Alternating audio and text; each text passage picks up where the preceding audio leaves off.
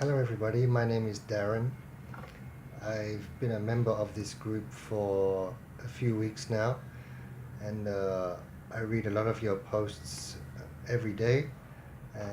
When I have time, I like to become involved in discussions and some of the topics that you post.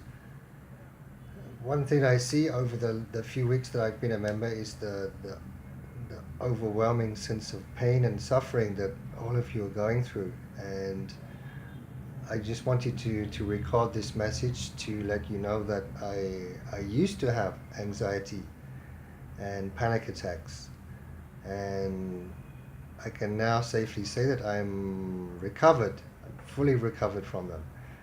A little bit about my story. In 2008, I had my first ever panic attack, which was one of the most terrifying things in my life. I was convinced I was having a heart attack, ended up in the back of an ambulance, being rushed to ER.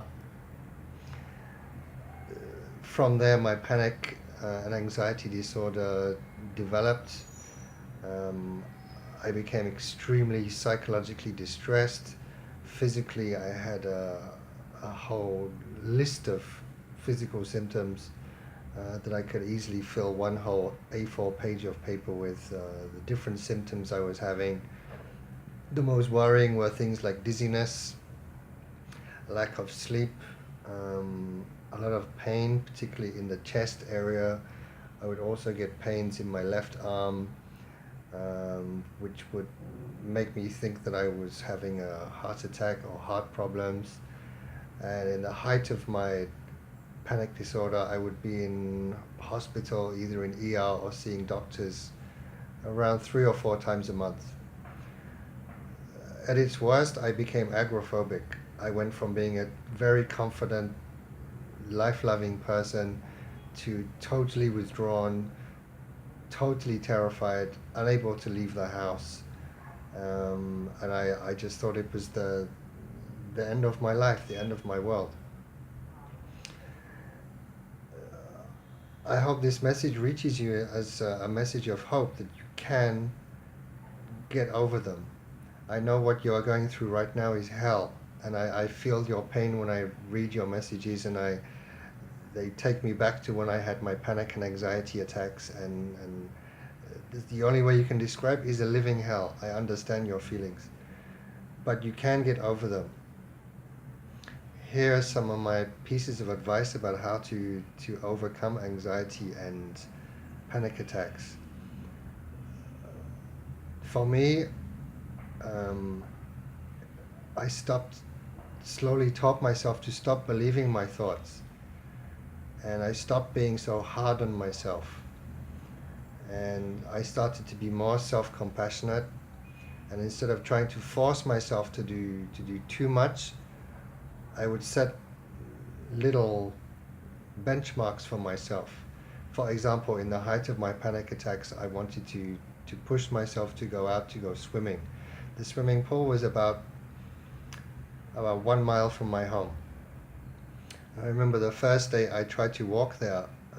I walked about a quarter of a mile, and then I had an uncomfortable feeling in my chest, and that was it. In my mind, full blown panic. I was having a heart attack. I was about to die. This was the end, etc., etc.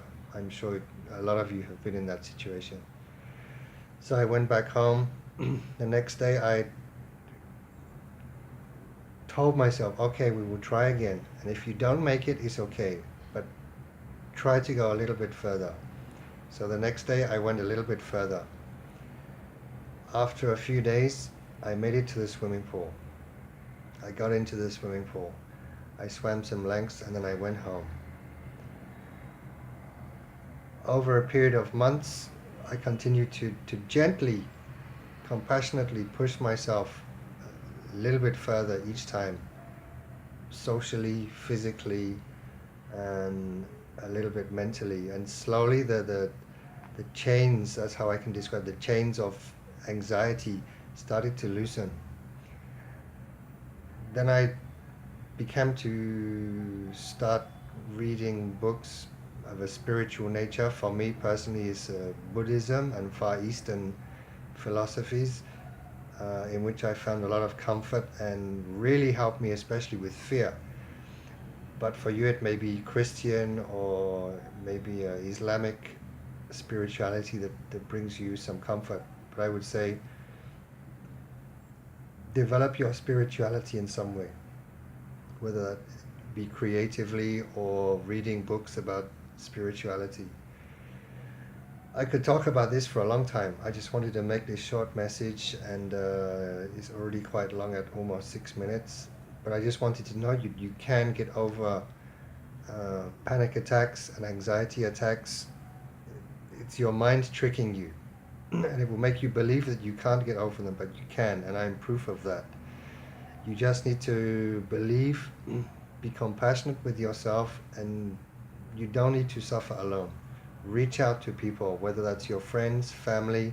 If they don't understand, they're not supportive, there are many online support groups. Speak to your doctor. There are some mental health organizations. If you are a young person, speak to your teachers at school or your youth workers. And you don't have to suffer alone. And this is my message to all of you. I hope that you find peace of mind.